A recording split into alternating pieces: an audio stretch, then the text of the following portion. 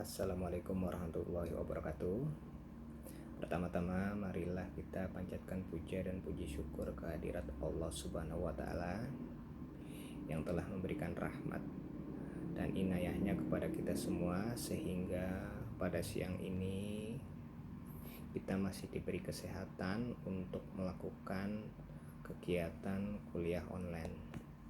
Saya Zainal Abidin dari kelompok 11 akan mempresentasikan makalah kami dengan tema faktor-faktor penunjang kemajuan pendidikan.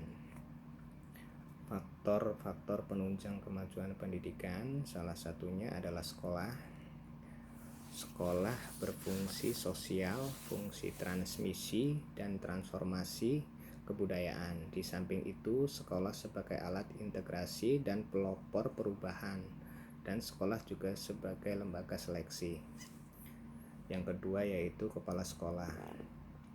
Secara sederhana, fungsi kepala sekolah diatur menurut Permendiknas nomor 13 tahun 2007, meliputi 5 dimensi kompetensi, yaitu sebagai berikut: kompetensi kepribadian, kompetensi manajerial, kompetensi kewirausahaan, kompetensi supervisi, dan kompetensi sosial.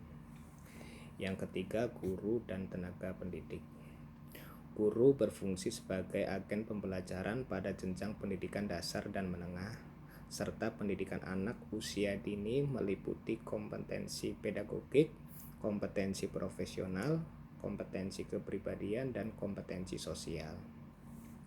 Tenaga kependidikan berada untuk membantu kepala sekolah yang bertugas melaksanakan administrasi pengelolaan, pengembangan, pengawasan, dan pelayanan teknis untuk menunjang proses pendidikan pada satuan pendidikan. Yang kelima yaitu kurikulum. Kurikulum berfungsi untuk mencapai tujuan pendidikan tertentu. Kurikulum dapat dilihat dalam 3 dimensi, yaitu sebagai ilmu, sebagai sistem, dan sebagai rencana. Yang keenam yaitu evaluasi. Evaluasi berfungsi untuk memperbaiki proses belajar mengajar dan untuk menetapkan tingkat keberhasilan peserta didik dalam kurun waktu tertentu yang ditandai dengan perolehan nilai peserta didik dengan ketetapan lulus atau belum.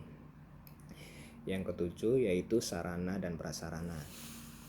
Sarana dan prasarana berfungsi untuk menunjang jalannya proses pendidikan untuk mencapai tujuan dalam pendidikan itu sendiri. Yang kedelapan, iklim sekolah.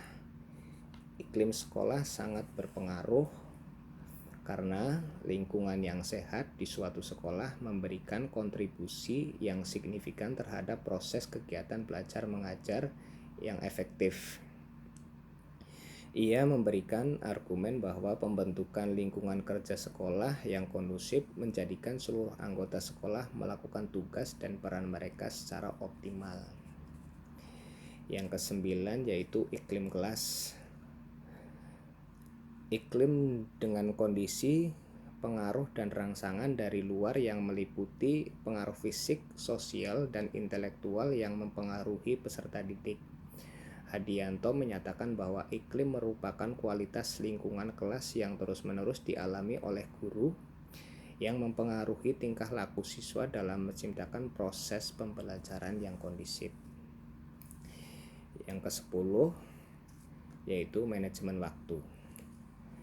Seorang tokoh mendefinisikan manajemen waktu sebagai proses untuk menjadikan waktu lebih produktif dengan cara mengatur apa yang dilakukan dalam waktu tersebut.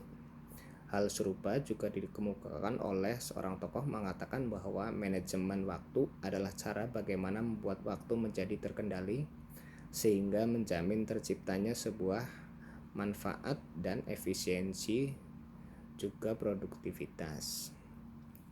Demikian uraian makalah kami yang dapat kami presentasikan.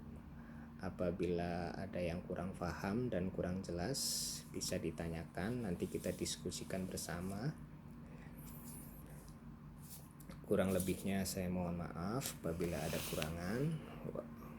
Wabillahi taufik wal hidayah. Wassalamualaikum warahmatullahi wabarakatuh.